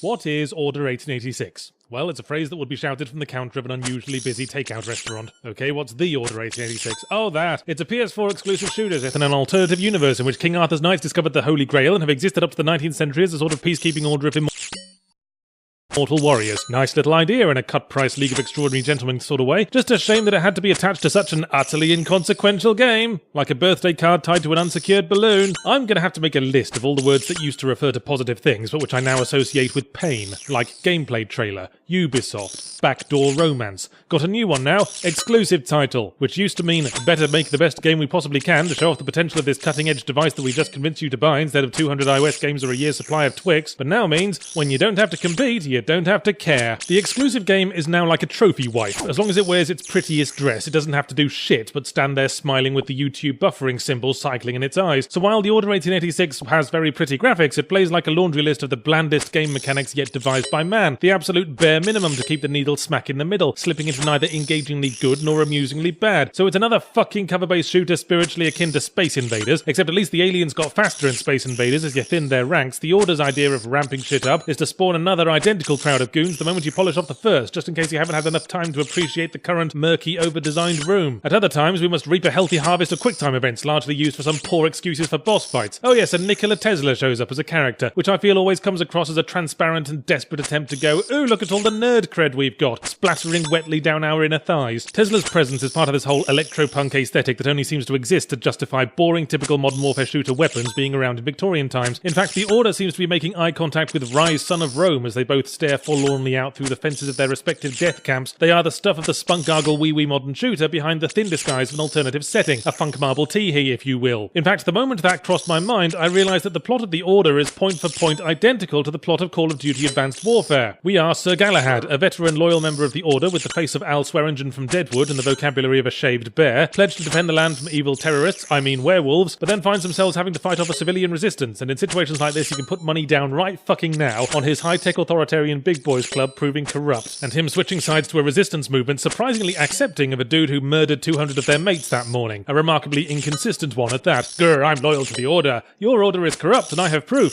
Grr, I hate you, but I will come and look at your proof as long as we don't kill any people on the way to it and defend my cast iron sense of justice. We need to kill some people on the way to it. Say no more. Brrr. Now at this point you might be understandably confused if, like me, you'd gotten the impression from the teaser and assorted marketing that this was a game about fighting werewolves. In truth, you fight 8 or 9 werewolves total, and about 900 million Cockney sparrows with guns. Presumably werewolves aren't suited to cover-based combat because they can't hold a gun and are easily lured out of cover through strategic use of begging strips. And speaking of wrong impressions, in the run-up to release I'd gotten the idea that the Order 1886 was a 4-player co-op shooter, going again by the teaser and the 4 characters on the box art arranged with equal prominence. I wonder if that might once have been the intention, because of the 3 characters on the box besides Galahad, none of them are still participating in the plot by the final level, as if in the original first draft they were supposed to have been tagging along with you. Although having said that, the main villain is also no longer participating in the plot at the end. To go back to the Advanced Warfare comparison, it's like if Kevin Spacey just flat out hadn't appeared in the final mission, and the final boss fight was instead with Kevin Spacey's pet Staffordshire Terrier, with Kevin Spacey mockingly saluting from a hang glider with sequel hook written on it. It definitely feels like a game that's been heavily cut down, because way too many characters and concepts are fighting for space to tie up their loose ends, and after the dust settles we're left with a game chiefly about humans shooting humans, and the supernatural elements end up as mere MacGuffin, an utterly vestigial element that could have been replaced with anything. The set-piece encounters with werewolves are blatantly similar to the fights with the hunter monsters from Dead Space, just to further illustrate that games being raggedly Frankenstein together from chunks of disinterred corpses is now near enough standard practice, and could easily have been swapped for sequences in which Galahad attempts to navigate a darkened room without bashing his shins on a coffee table. Now I think I know how to sum this all up. The Snorder 1886 feels like a launch title. Something utterly dull, carefully assembled from only the smoothest inoffensive pieces, with no ambition beyond showing off the graphics tech and being just about playable to an audience as broad and homogenized as a kiddie pool full of watery soup, a game from the awkward earliest phase of a console's life before anyone had gotten to grips with it enough to try anything daring, doomed to forever haunt the pre-owned bin like the ghost of Banco within a matter of months, if not weeks, if not the 5 or 6 hours needed to complete it. There was a point in the game when I went the wrong way and found myself in a small dead-end room, empty of gameplay but thickly detailed with copper pipes, unused furniture and highly detailed crates, and I thought to myself, how about we wall this room off, take all the effort that was spent on those fucking pipes and use it instead to tack 10 minutes of fun onto the game. A naive proposal, yes, but there was definitely something wrong with the priorities here. Perhaps it's that there was only one priority, and that was figuring out how to bypass the taste buds while trying to get us to swallow a cup of cold mung, milked from the barren flaps of an elderly sexually frustrated hippo.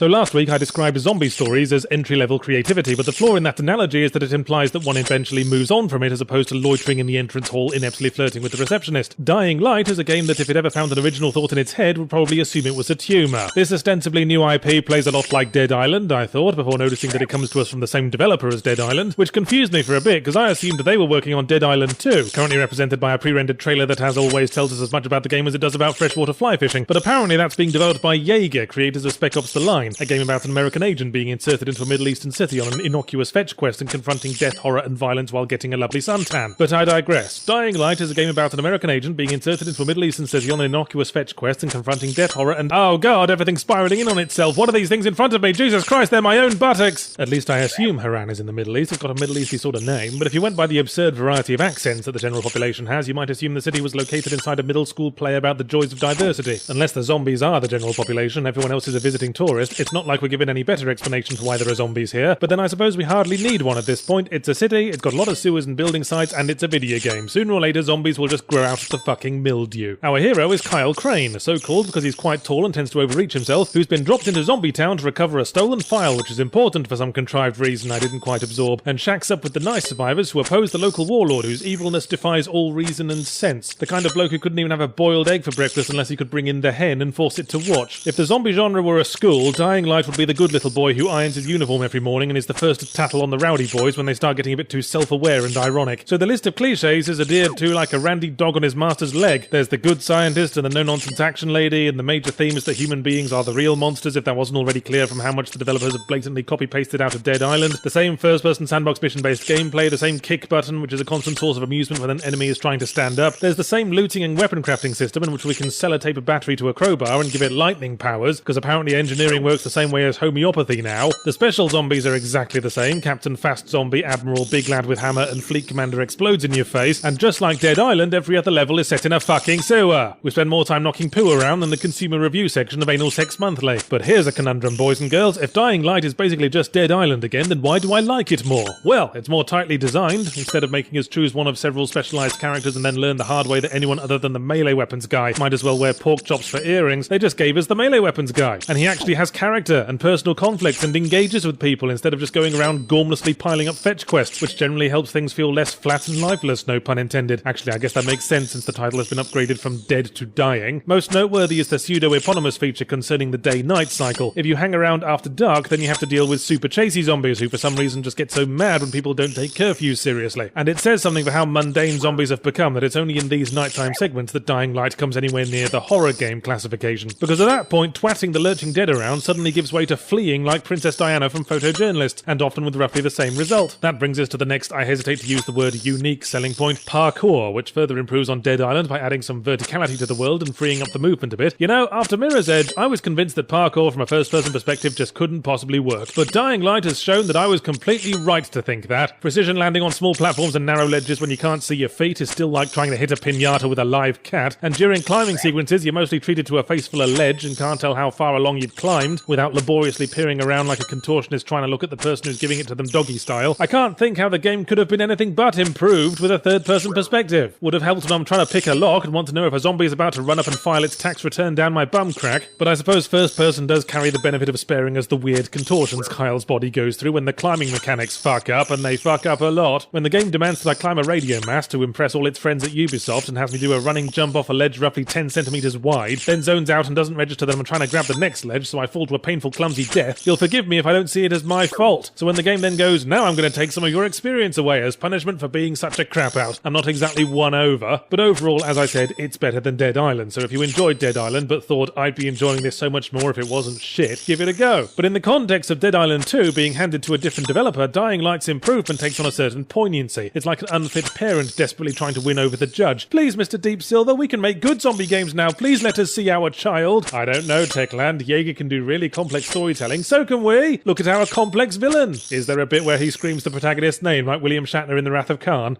Maybe. Get out of my office, Techland.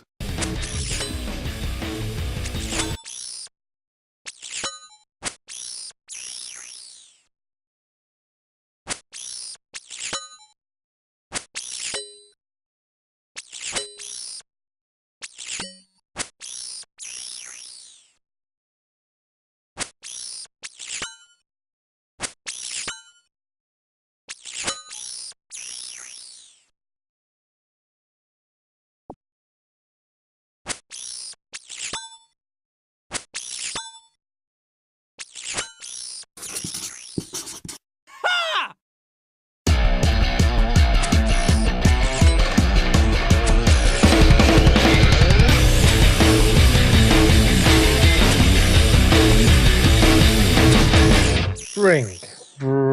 That really is one of those words that sounds weirder the more you say it, isn't it? It sounds like the name for a colour somewhere between brown and pink, like you got bored and mixed your Neapolitan ice cream together. It also sounds like onomatopoeia for the sound you get when you bring a hammer down onto, say, a video game disc. On the whole, it's a name I find increasingly hard to take seriously. Like if you were to tell me that Brink is a stylised class-based multiplayer shooter that sets out to compete with Team Fortress 2, that would be a statement I would find very hard to take seriously. I have to admit though, a game has to be pretty fucking confident to put itself into a position where it has to be compared to Team Fortress 2. There's courageous, and then there's seeing if you can fit your entire head through a cattle grid. So yes, Brink is a stylized class-based multiplayer shooter set on a floating futuristic gated community called the Ark, but this casual biblical reference proved foreshadowy as the rest of the planet flooded and the Ark became mobbed by refugees with hilarious accents. You get to decide whether you're going to side with the snobby security forces who aren't racist but think this was a much nicer neighbourhood before the immigrants got word of it, or the selfish refugee resistance who fucked everything up in the first place. Go team! But if you have trouble remembering all that, the two groups have conveniently colour-coded themselves blue and red respectively, not to be confused with the blue and red teams from Team Fortress 2, because those teams enforced a strict dress code, so that both sides would know as soon as possible whether they were offloading bullets into something that could potentially be slinging them dirty looks from across the staff canteen later in the evening. On the Ark, it's always Casual Friday, which often requires a second look when you're in the thick of things, but as long as Mr. Fucking Important is wearing comfortable pants, then that's alright then. Incidentally, I'd like to invite fans of Brink to take a shot every time I mention Team Fortress 2. Hopefully by the end of this video you won't feel so poorly disposed towards me. You know how Team Fortress 2, Take a Shot, introduced optional hats and unlockables that did nothing but mess with perfectly good visual design like a bunch of jelly beans sprinkled on a wedding cake? Well, Bethesda saw this and cried, Valve will never outdo us when it comes to making bad decisions. Fully customizable outfits for everyone. You won't even be able to fucking see the wedding cake behind the jelly beans. You want to know the ironic thing though? Even with this feature, every character looks exactly the bloody same. That's failing to a new level. That's like standing on a rake and the end of the rake has a grenade taped to it. You see, Team Fortress 2, Take a Shot, told us that the most immediate visual aspect of a character is their silhouette, and everyone in Brink has the silhouette of a guy with a very baggy sweater and an Easter Island statue for a head. Like Team Fortress 2, Take a Shot, the characters are a bit stylized and cartoonish, which seems out of place since there's virtually no wit or character to the dialogue whatsoever unless you think foreign accents are hilarious. But the realistic skin textures make it look a bit weird, like that one Photoshop of Mario with realistic texturing, or an upright vacuum cleaner that went insane and is wearing the skin of its owner. Now, even before I played Brink, I was dubious. I didn't see how you could have a fully customizable outfit in a class-based shooter. Surely one needs to be able to tell the difference between classes, so you know if the enemy bearing down towards you is a soldier to be feared, or a medic or engineer to be bullied and given wedges. But then I actually played the game, and after playing as each of the classes, I realised I still don't fucking know the difference between them. They all have the same weapons, a submachine gun and another submachine gun, and the only real distinction is what exactly you're occasionally asked to stand in front of and mash the use key at. Soldiers put bombs on explodable things, engineers engineer engineerable things, medics medicate dead things, at least until they run out of energy, which will happen very quickly because your teammates die like Enterprise crewmen on the tuberculosis planet. The classes do get more differentiated if you play the game long enough to unlock character upgrades, but having to unlock what should be an essential aspect of the game seems a bit batty nuggets. What's the logical conclusion of this? A game that's just a blank screen until you've stared at it long enough to unlock the start game button? Let's give your livers a rest and compare Brink to a game other than Team Fortress 2 for a bit. Take a shot, namely Mirror's Edge. Brink aspires to have a parkour-style movement system designed to allow fast and smooth movement through random debris and awkward terrain. Forgive me for being cynical, although if you don't, you're probably not a regular viewer, but perhaps a simpler solution would be to not clutter up the levels with random debris and awkward terrain in the first place. Brink is a game where you're either pointing your use key at something, defending someone who's pointing their use key at something, or lying flat on your back because some asshole shot you while you were busy pointing your use key at something. And even when you're having to run from the spawn to the objective for the 50th time that nanosecond, the maps aren't so huge and expansive that the game would make or break on its movement systems. But if you are going to take inspiration from Mirror's Edge, at least take the most important lesson that game had to teach us, namely that parkour from a first-person perspective just doesn't bloody work, because it feels like you're jumping around with a fucking periscope glued to your face. Speaking as someone who used to play a lot of Team Fortress 2, hope you haven't put that bottle away just yet, lads. I don't really get what anyone sees in Brink. I don't get why customizable outfits could possibly be so important to people that it has to sit in the middle of everything like a stubborn and noisy cow in a respectable theatre, nor indeed why the completely unintuitive in-game GUI has to look like someone sneezed confetti all over your spectacles. I don't get how they could have the cheek to charge full price for what amounts to a handful of multiplayer maps, with the single-player campaign just being the same ones with bots, which is like being part of a chain gang with two autistic monkeys and a large immovable steel cube. In brief, I don't get Brink. Perhaps it's one of those things that's only good if you play it entirely with friends, but if you are able to successfully organise 20 nerds into the same game at the same time, then perhaps your talents would be better spent in the United Nations.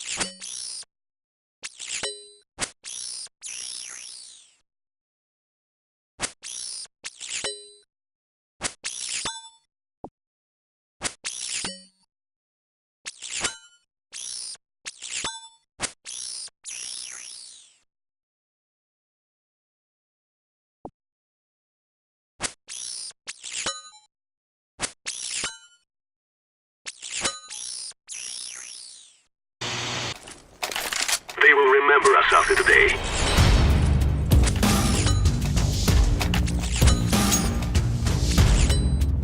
Take care of yourselves. Thank you, brother.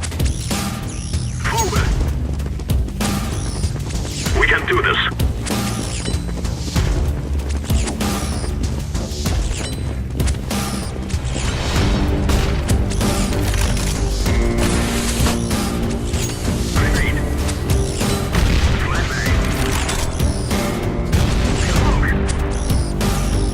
We will make them regret this day. Move back, move back! This is not going well. Let's go, my brothers!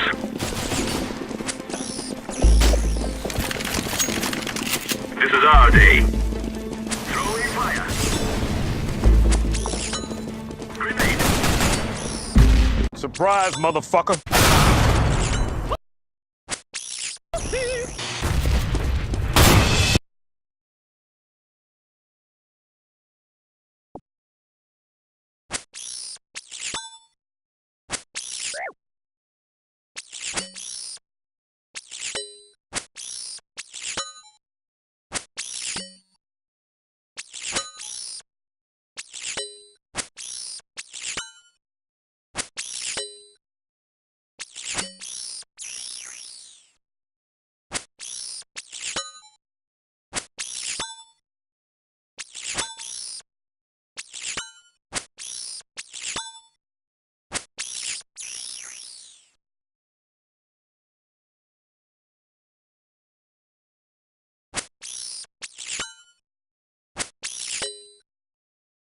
TF2 is a titan of the FPS industry.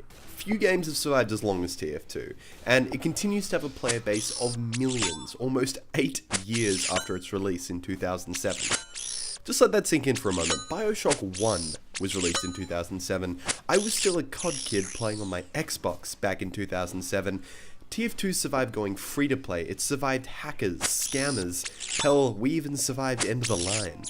Then Overwatch came along and suddenly everyone's acting like it's the end days. You got women screaming in the streets like TF2's gonna die, Overwatch is TF3. And it's like everyone's got this opinion that there can only be one class-based shooter in the world.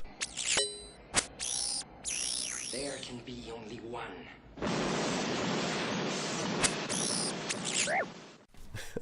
And I gotta say, before I actually got a chance to play the game, I probably would have agreed with you. I mean, Overwatch looks similar to TF2 in a lot of ways, and it looked like it was basically the same game with just a few changes made to it, and that everyone was gonna have to choose between one of the two.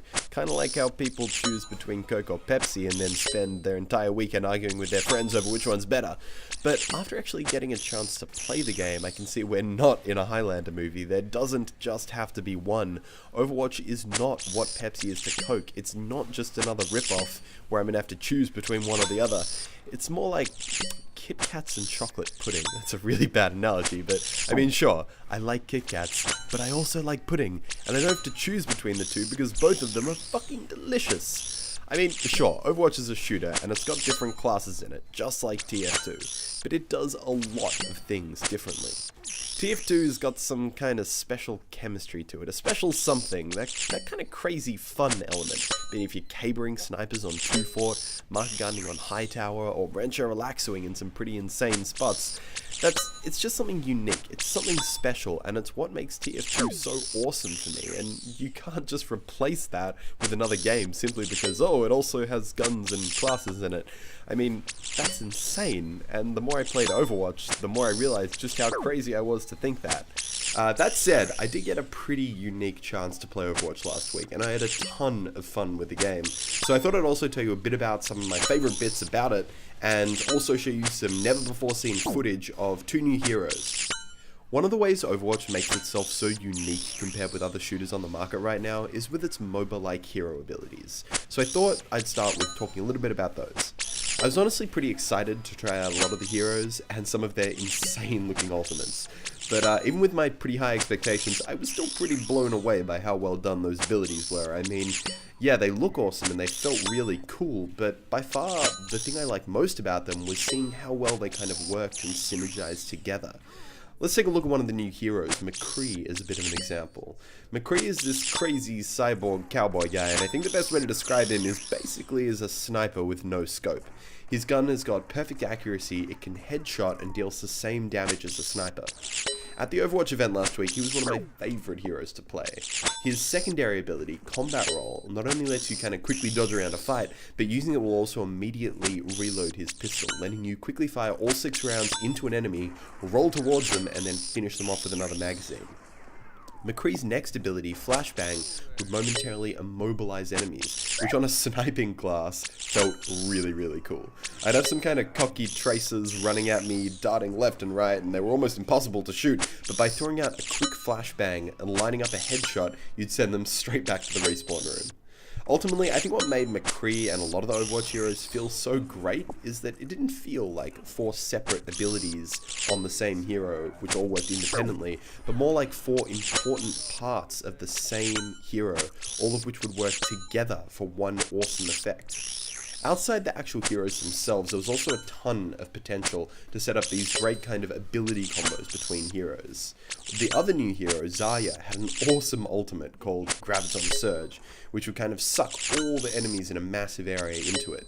This was really cool to see in games, not only because of how you could put it off the side of a cliff and watch the enemy team get sucked over the side, but also because of how you could throw in abilities like Tracer's Time Bomb to make it even more deadly.